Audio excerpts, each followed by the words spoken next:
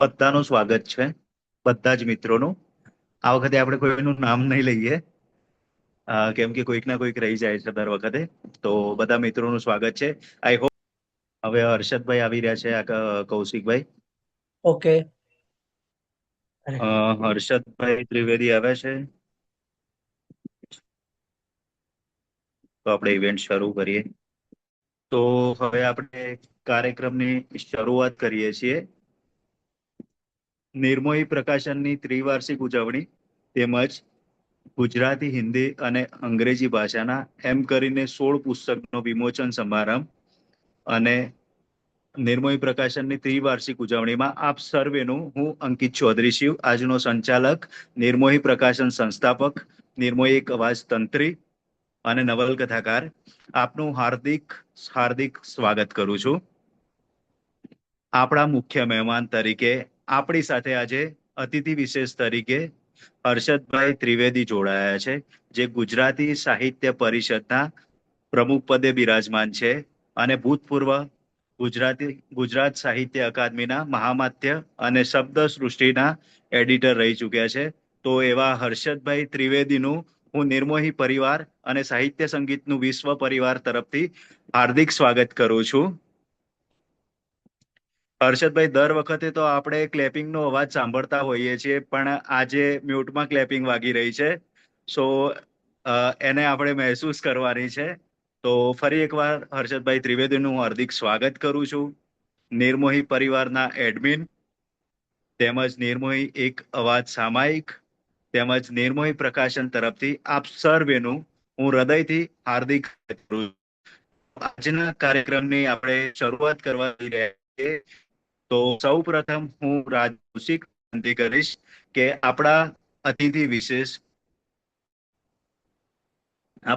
વિશેષ હર્ષદભાઈ ત્રિવેદીનું શાબ્દિક સ્વાગત કરશે અને તેમનો પરિચય હશે. રાજુ લઉં છું. નમસ્કાર હર્ષદભાઈ. આજે નિર્મોહી પ્રકાશનની ત્રિવાર્ષિક ઉજવણીમાં એક સાથે 15 પુસ્તકોના વિમોચન પ્રસંગે આપનું તેમજ ઉપસ્થિત આમંત્રિત મહેમાનોનું સ્વાગત અને અંકિતભાઈને જન્મદિનની શુભેચ્છા. અતિથિ વિશેષ શ્રી હર્ષદભાઈનો પરિચય આપતા પહેલા એક કબૂલાત કે હર્ષદભાઈનો પરિચય અલ્પ શબ્દોમાં આપવો જરાય સરળ નથી, અને છતાં પણ નમ્ર પ્રયાસ કરું છું. હર્ષદભાઈ કવિ, વાર્તાકાર, નિબંધકાર, સંપાદક, નવલકથાકાર, સંપાદક હોવાની સાથે ગુજરાતી સાહિત્ય પરિષદનું પ્રમુખ પદ શોભાવી રહ્યા છે.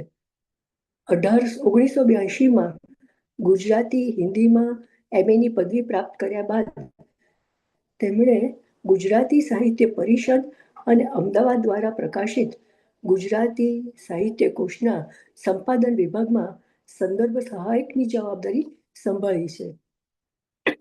ગુજરાતી સાહિત્ય અકાદમી, ગાંધીનગર દ્વારા પ્રકાશિત થતા સામાયિક શબ્દ સૃષ્ટિના સંપાદક વિભાગમાં પ્રૂફ વાચક તરીકે સેવા આપવાની સાથે શબ્દ સૃષ્ટિનું સંપાદન પણ સંભાળ્યું છે. ગુજરાતી સાહિત્ય અકાદમી ગાંધીનગર ખાતે મહામાત્ર પદે રહ્યા બાદ 2014થી સ્વૈચ્છિક નિવૃત્તિ લીધી. ત્યારબાદ છેલ્લા 40 વર્ષથી કવિતા, વાર્તા, વિવેચન, સંપાદન વગેરે ક્ષેત્રે અવિરત સાહિત્ય સર્જનની સાથે ગુજરાત અને ગુજરાત બહાર સામાજિક, શૈક્ષણિક અને સાહિત્યિક સંસ્થાઓમાં કાવ્ય પઠન, વક્તવ્યો તેમજ ગોષ્ઠીઓનું સફળ સંચાલન કરે છે. રાષ્ટ્રીય કક્ષાએ આકાશવાણી, દૂરદર્શન પ્રસારણમાં કાવ્ય તેમજ વાર્તા પઠનનું પ્રતિનિધિત્વ સંભાળે છે. ગુજરાતી સાહિત્ય અકાદમી ગાંધીનગર દ્વારા યોજાતા તમામ કાર્યક્રમના આયોજક અને સંચાલક છે. શ્રી યશવંત પંડ્યા કૃત નાટક ઝાંઝવામાં મુખ્ય પાત્ર ભજવ્યું છે. આટલા કાર્યરત હોવાની સાથે ગુજરાતી સાહિત્ય પરિષદની મધ્યસ્થ સમિતિ, ગુજરાતી સાહિત્ય પરિષદની કાર્યવાહક સમિતિ, ગુજરાતી સાહિત્ય પરિષદના પ્રકાશન મંત્રી, ગુજરાતી ગઝલ કેન્દ્રની કાર્યવાહક સમિતિ, ગઝલ વિશ્વ, ગઝલ વિશ્વ સામાયિકના પરામર્શક, સાહિત્ય અકાદમી, નવી દિલ્હીની ગુજરાતી ભાષાની સલાહકાર સમિતિ, નેશનલ બુક ટ્રસ્ટ, દિલ્હીની સલાહકાર સમિતિ, કેન્દ્રીય હિન્દી નિર્દેશનાલય તેમજ દિલ્હીના હિન્દી ગુજરાતી શબ્દકોશ પરામર્શક તરીકે માનદ સેવા આપી રહ્યા છે. શ્રી હર્ષદભાઈના પુસ્તકોની વાત કરીએ તો એક ખાલી નાવ, રહી છે વાત અધૂરી, તારો અવાજ, તરવેણી, તમે ખરા, ઝાકળમાં ઘર જેવા કાવ્ય સંગ્રહો, જાળિયું, મુકામ વાર્તા સંગ્રહ, સોનાની દ્વારિકા નવલકથા ઉપરાંત પાણી કલર 12 વાર્તા, સરોવરના સગડ નામે રેખાચિત્ર, માંડવીની પોળના મોર નામે લલિત નિબંધ ઉપરાંત વિવેચન, આસ્વાદન અને સામાયિકનું સંપાદન કરતા રહ્યા છે. ગુજરાતી સાહિત્યની અવિરત સાધના માટે શ્રી હર્ષદભાઈ આપને કવિશ્રી જયંત પાઠક પુરસ્કાર, કવિશ્વર દલપતરામ એવોર્ડ તેમજ કુમારચંદ્રક અર્પણ થયો છે. હવે આમાં એવું છે અંકિતભાઈ કે શંકર મહાદેવની જેમ એક શ્વાસે બોલવા જાઉં ને તો પણ હર્ષદભાઈની સિદ્ધિઓની વાત કરવા માટે તમારે મને આખો કાર્યક્રમ આપવો પડે, પણ હવે સમય મર્યાદા છે અને આજે આપણે હર્ષદભાઈને સાંભળવા છે, માટે હું અહીંથી વિરમું છું. હર્ષદભાઈ, ફરીવાર આપનું સ્વાગત છે. ખૂબ ખૂબ આભાર રાજુલબેન. આપના દ્વારા આજના અતિથિ વિશેષ હર્ષદભાઈ ત્રિવેદીનો ખૂબ જ સરસ પરિચય કરાવવામાં આવ્યો. હર્ષદભાઈનો પરિચય સાંભળીને આપણા જેટલા પણ કવિ મિત્રો હશે એમને ખૂબ જ જાણીને નવાઈ લાગી હશે કે આટલી મોટી હસ્તી કે જેમને જીવનમાં કેટલું બધું કર્યું છે અને હજુ ઘણું બધું કરતા રહે છે, તો એવા હર્ષદભાઈ ત્રિવેદી આજે આપણને અતિથિ વિશેષ તરીકે મળ્યા છે, તો એ નિર્મોહી પ્રકાશન માટે ખૂબ ખૂબ ખૂબ ગર્વની વાત છે. તો ફરી એકવાર હું નિર્મોહી પ્રકાશન તરફથી હર્ષદભાઈ ત્રિવેદીનું હાર્દિક સ્વાગત કરું છું અને હવે હર્ષદભાઈ ત્રિવેદીને વિનંતી કરીશ કે આજે વિમોચન પામનારા 16 પુસ્તકોનું એમના હાથે વિમોચન કરશે અને 16 પુસ્તકો માટે એમના શબ્દોમાં 2 શબ્દો કહેશે. હર્ષદભાઈ ત્રિવેદી. હેલો, નમસ્કાર. મારો અવાજ સંભળાય છે? સંભળાય છે. નમસ્કાર હર્ષદભાઈ. અંકિતભાઈ ચૌધરી અને ભાઈ શ્રી કૌશિકભાઈ તથા આ ઝૂમ મીટિંગમાં જોડાયેલા સૌ સાહિત્યકારો અને સાહિત્ય રસિકોને મારા ભાવપૂર્વક વંદન. પહેલા તો હું આપને બધાને આ પુસ્તકો એક પછી એક બતાવવાની કોશિશ કરીશ.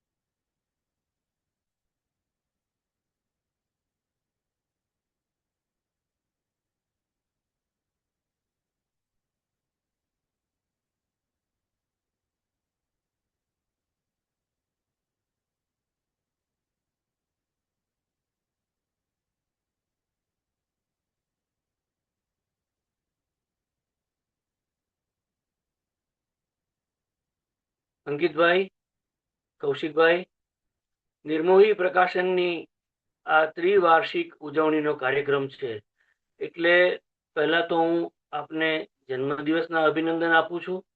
એની સાથે સાથે આ પ્રકાશન સંસ્થાનો આ ત્રિવાર્ષિક કાર્યક્રમ છે એને માટે શુભેચ્છા આપું છું. સૌથી મોટી વાત એ છે કે એક સાથે 16 પુસ્તકો નું પ્રાગટ્ય મારી દ્રષ્ટિએ ઘણી મોટી ઘટના છે, કારણ કે વાંચન ઘટતું જાય છે. સમૂહ માધ્યમોનો આપણા ઉપર એટલો બધો દબાવ છે કે માણસ ધારે તો પણ એની પાસે સમય હોતો નથી. એ સંજોગમાં તમે આવડું મોટું સાહસ કર્યું એ માટે અભિનંદન આપું છું.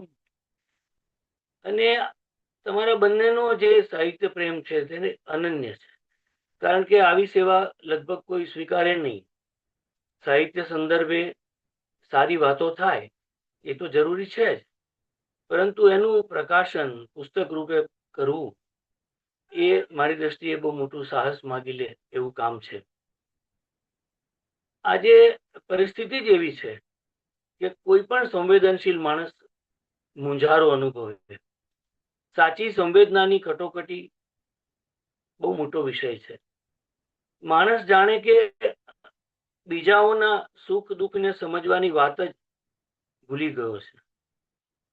પ્રત્યેક વાતમાં પોતાનો જ સ્વાર્થ જોવાની વૃત્તિ એ આપણી પાતળી પડતી જતી સંવેદનાને ચીંધે છે. એક જ ઉપાય છે કે આપણી સંવેદનશીલતાને બચાવવાનો ઉપક્રમ જો કરવો હોય તો સાહિત્ય, સંગીત, શિલ્પ, નૃત્ય એ બધી જે લલિત કળાઓ છે એ કળાઓ આપણને કુણા રાખે છે. કુણા રાખે છે એટલે કે અંદરથી આપણને જાગતા અને જીવતા રાખે છે. તમે જો કોઈ એક કળા સાથે જોડાયેલા હો ને તો એનો સ્વાભાવિક આનંદ તો તમને મળશે જ, પણ એની સાથે સાથે સહજ રીતે નમ્રતા અને ગ્રહણ કરવાની શક્તિ પણ પ્રાપ્ત થશે.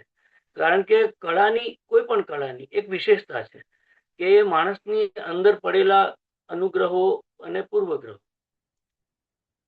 એને ઓછા કરે છે. આપણે બીજાને જોતા થઈએ છીએ. આવા બધા વ્યાપક હેતુ ઉપરાંત એકાધિક કવિ લેખકોને એક માળાના મણકાની જેમ પરોવવા અને બધાને જોડવા એક સાથે એ એક સરસ પ્રયોગ છે. અને આ તો ક્યાં ક્યાં બેઠેલા લોકો આ જોતા સાંભળતા હશે, આમાં ભાગ લેતા હશે.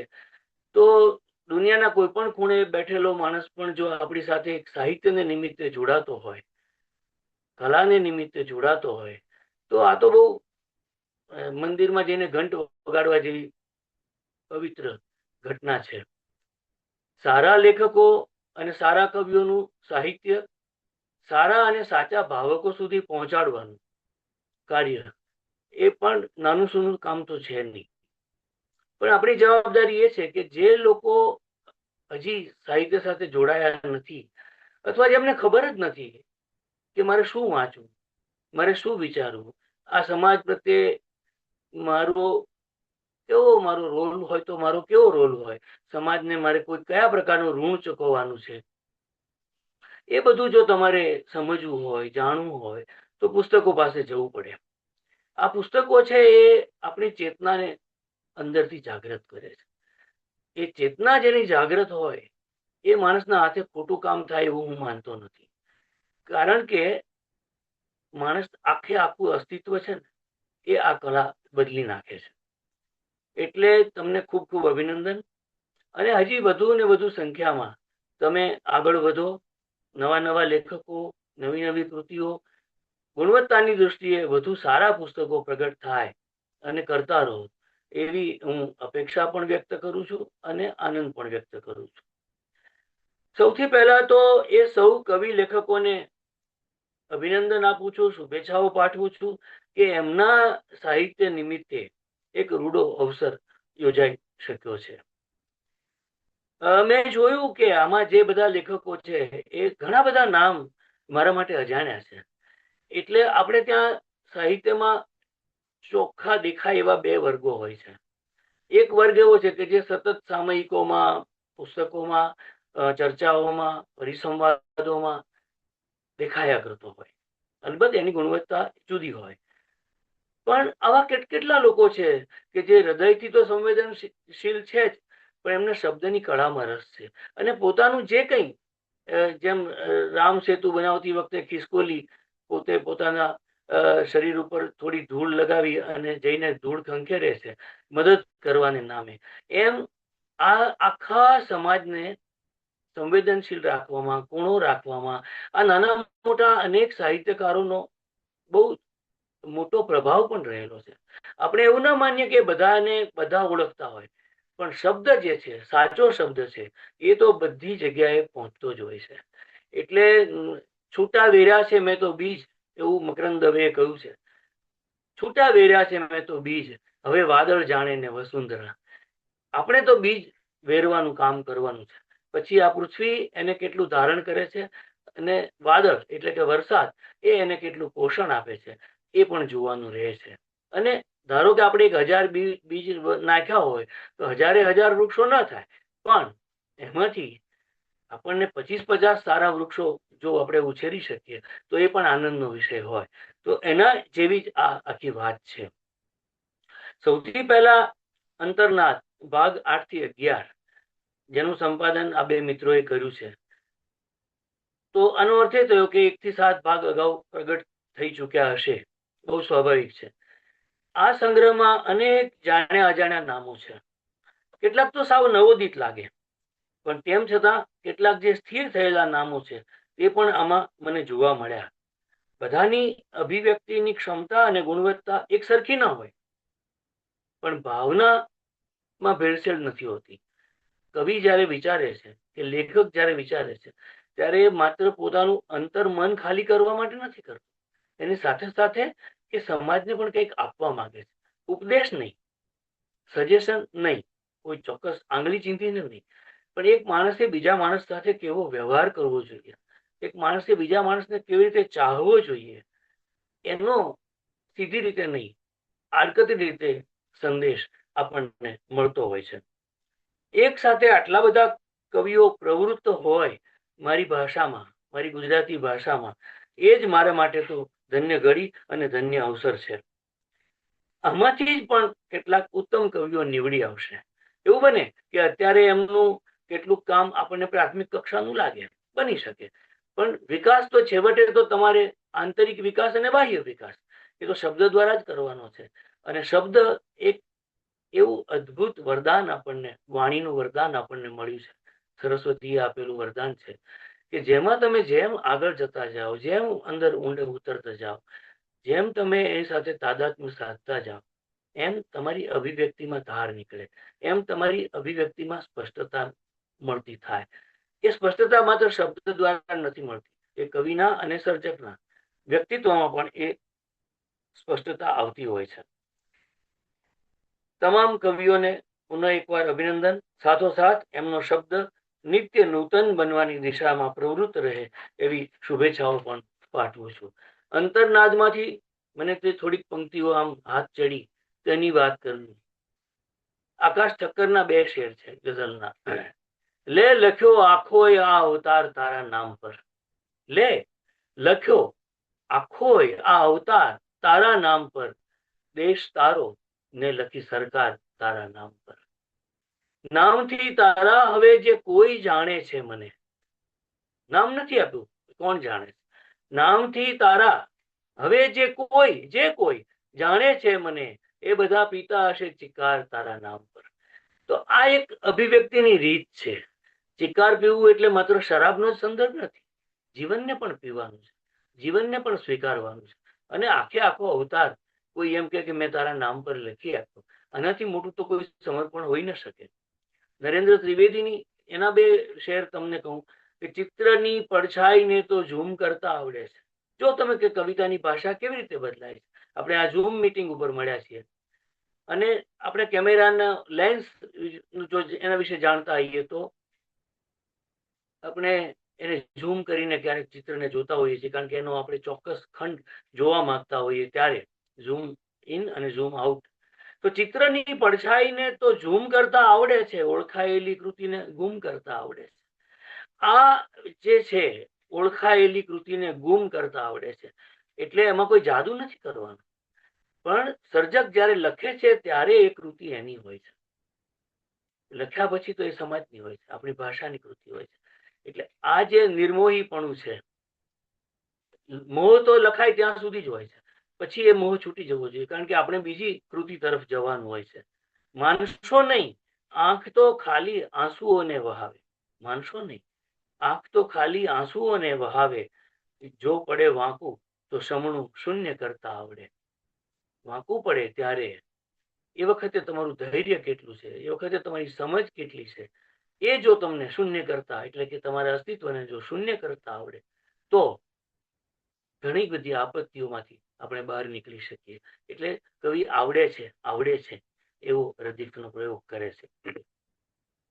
દિનેશ નાયક અક્ષર, હજી આ હાથમાં આખું એક આકાશ બાકી છે. જો આ સંભાવના કેવી કેવી છે. આકાશ તો આપણે રોજ જોઈએ છીએ, પણ આપણે જે ક્ષણે આકાશ જોઈએ છીએ એ બીજી ક્ષણે એવું હોય છે ખરું? ના, બદલાતું રહે છે. તો સતત બદલાતું આકાશ, એ સતત બદલાતી મનસ્થિતિઓ સાથે પણ તમે એને જોડી શકો. હજી આ હાથમાં આખું એક આકાશ બાકી છે.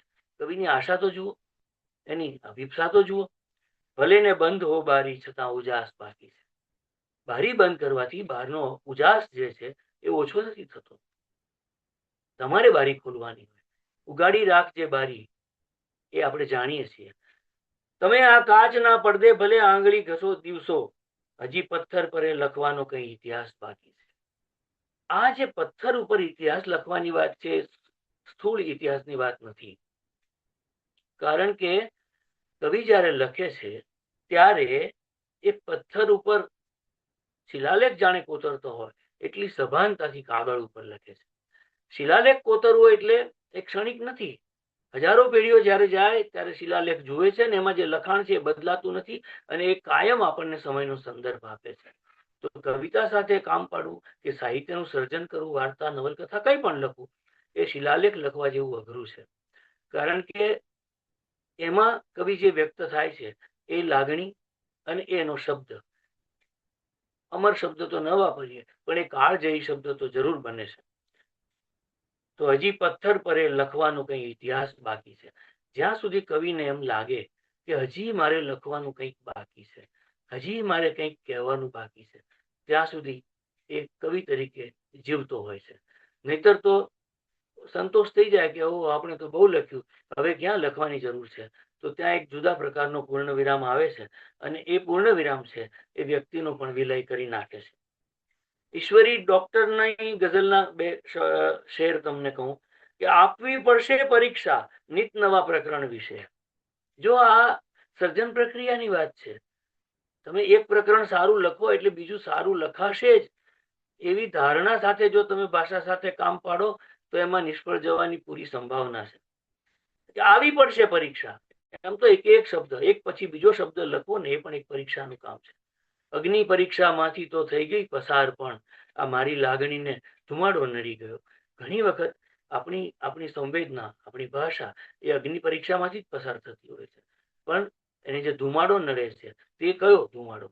તો કે આજુબાજુ જે સમાજના ઘોંઘાટ છે, આજુબાજુ સમાજની જે અશાંતિ છે, એ અશાંતિ આપણને એ ધુમાડા તરીકે નડતી હોય છે. તો ઈશ્વરી ડોક્ટર શું લખે છે કે આપવી પડશે પરીક્ષા નિત નવા પ્રકરણ વિશે, જિંદગી કાયમ બદલશે અર્થ પણ સમજણ વિશે. જિંદગી કાયમ બદલશે અર્થ પણ સમજણ વિશે. અર્થ એકનો એક શબ્દ હોય પણ આપણે એના ઉચ્ચાર માત્રથી એનો અર્થ બદલી નાખતા હોઈએ છીએ. એકનો એક શબ્દ વારંવાર વપરાય તો પણ દરેક વખતે એના અર્થ અલગ અલગ, એની અર્થ છાયાઓ અલગ અલગ આવતી હોય છે. ચિતા બદનામ બાળે છે જઠરની આગ પણ. આગ, ચિતામાં પણ આગ છે અને જઠરમાં પણ આગ છે. અગ્નિ તો છે જ, જઠરાગ્નિ. આપણે એને રોજ ભોજન રૂપે આહુતિ આપતા હોઈએ છીએ. તો આ અગ્નિ જે છે એ ઘર વિહોણા વૃદ્ધને પૂછી જુઓ બળતણ વિશે. જેને ઘર નથી, એને તો એનો ચૂલો જ ચાલતો નથી, એને તમે પૂછો તો ખબર પડે તમને કે એના પેટની આગ જે છે એ કેવી રીતે બુઝાવશે. આ સિવાય કેટલા બધા વૈવિધ્યપૂર્ણ પુસ્તકો છે. આ સિવાય અહીં અષ્ટાવક્ર ગીતા અને વિજ્ઞાન ભૈરવ તંત્ર છે. માઇક્રો ફિક્શન જેને કહીએ છીએ એવી વાર્તાઓ છે. મરમેડનો પ્રેમ પ્રપંચ એ નામે નવલકથા છે. કાલરાત્રિ જેવી શાપિત પ્રેમ કથાઓ છે. ઝાકળ નામે કાવ્ય સંગ્રહ છે. તો અંતરગુંજ, જીવન મંથન એ પણ કાવ્ય સંગ્રહ છે. વિસ્મિતા એ તો ગુજરાતી કવિતા આકાશ ઠક્કરની, એનો હિન્દીમાં અનુવાદ, એટલે કે ગુજરાતી અને હિન્દી બંને એમાં લિપિ આપેલી છે. મૂર્તિયા, એમાં ગુજરાતીમાં કવિતાઓનો હિન્દી અનુવાદ છે. અને ધરોહર જેવો સંગ્રહ કે જેમાં ગરબા છે. એક જ મિનિટ. હા,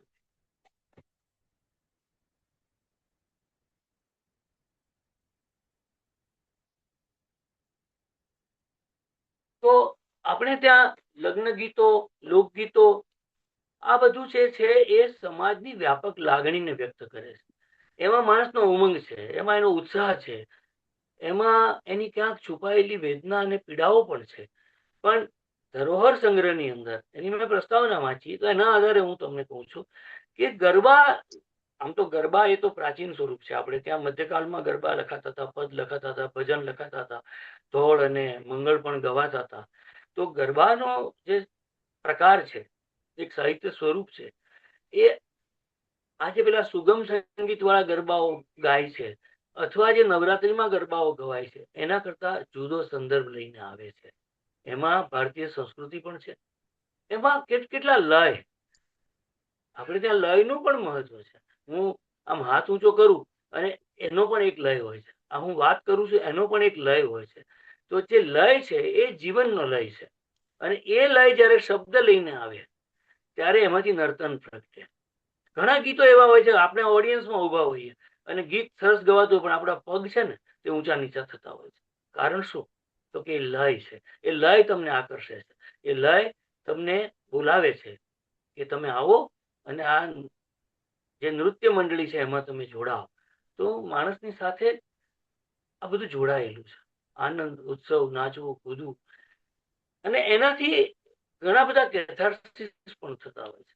કેથાર્સિસ એટલે શું? કે જીવનમાં આપણને સારા ને માઠા, મીઠા ને કડવા અનેક અનુભવ થતા હોય. તો એ અનુભવોને ગાળવાની, એને ઓગાળવાની જે પ્રક્રિયા છે તે કલા દ્વારા જ શક્ય છે. કોઈ તમને ઉપદેશ ગમે એટલો આપે એ તમને ગળે નહીં ઉતરે, પણ તમે એક સારું ગીત સાંભળશો, તમે સારું એક ગીત રચશો અથવા કોઈ સારું નાટક જોશો, તો તમને તમે તમારા બધા જ દુઃખો તમે ભૂલી જશો. એટલું જ નહીં, પણ એ પાત્રો સાથેનું તમારું તાદાત્મ્ય, અને એના દ્વારા તમે તમારા હું સુધી, તમારી ચેતના સુધી, એટલે કે ભાવક સાહિત્ય દ્વારા પોતાની ચેતના સુધી પહોંચે છે અને વારંવાર એનો સાક્ષાત્કાર કરે છે. હર્ષદભાઈ, 1 મિનિટ માટે તમને રોકીશ, હા, ફક્ત આજે 1 મિનિટ માટે. આ એક જ અ, મિનિટ છે. આપણે આજે તો શું કહેવાય, 1 મિનિટ, એક સેકન્ડ. 1 મિનિટમાં આપણી મીટિંગ એન્ડ થઈ જશે, તો જે લિંક પ્રોવાઈડ કરેલી હતી ને, તો બધા મિત્રોથી ફરીવાર એ જ લિંકનો ઉપયોગ કરીને ફરીથી જોડાઈ જવું, કરી શકશે. યસ યસ, આજે તો કેમ કે સાહિત્યનો વચ્ચેથી વર્ગ કટ થઈ જાય. હા, બરાબર. વચ્ચેથી કટ થઈ જાય ને તો મજા નહીં આવે તમારી સ્પીચમાં બી, એટલા માટે તમને હા, રોક્યા હવે છે. મારું તો પણ એની બદલ માફી પૂરું ચાહું છું. પૂરું થવામાં જ છે. હા, એટલે આજે તો હા, સાહિત્યનો વાચક વર્ગ જ સીમિત થતો જાય છે. એવા સંજોગમાં આખો ઉપક્રમ, ફરી એકવાર કહું કે અભિનંદનને પાત્ર છે. આ રીતે આપણે સાહિત્ય દ્વારા જો જેટલી થઈ શકે એટલી સમાજ સેવા કરવી, એ અભિગમ પણ સુંદર છે. આ આખા પ્રકલ્પ સાથે જોડાયેલા સૌ કોઈ સર્જકો, સંપાદકો અને નિર્માણ કરનાર પુસ્તક પ્રેમીઓને હું હૃદયપૂર્વક અભિનંદન આપું છું. મને આ સુંદર પ્રસંગે યાદ કર્યો એ માટે આપ સૌનો ખૂબ ખૂબ આભાર. ધન્યવાદ. ખૂબ ખૂબ આભાર હર્ષદભાઈ. ખૂબ સરસ વાતો કરી તમે, અને એમાં તમે એક વાત કરી કે અહીંયા ક્યાં ક્યાંથી કવિ મિત્રો જોડાયા છે. તો અમેરિકાથી પણ આપણી સાથે જોડાયા છે, ઓસ્ટ્રેલિયાથી પણ આપણી સાથે જોડાયા છે, અને હા, આપણા ભારતમાં વસતા અલગ અલગ ગુજરાતીઓ પણ આપણી સાથે જોડાયેલા છે. તો મીટિંગ એન્ડ થઈ જાય એની પહેલા કહી દઉં કે ફરીવાર એ જ લિંકનો ઉપયોગ કરીને જોડાઈ જવું. અને આટલા અત્યારે આપણે પોઝ રાખીએ છીએ હર્ષદભાઈ. આગળની વાત હું આગળ કરું.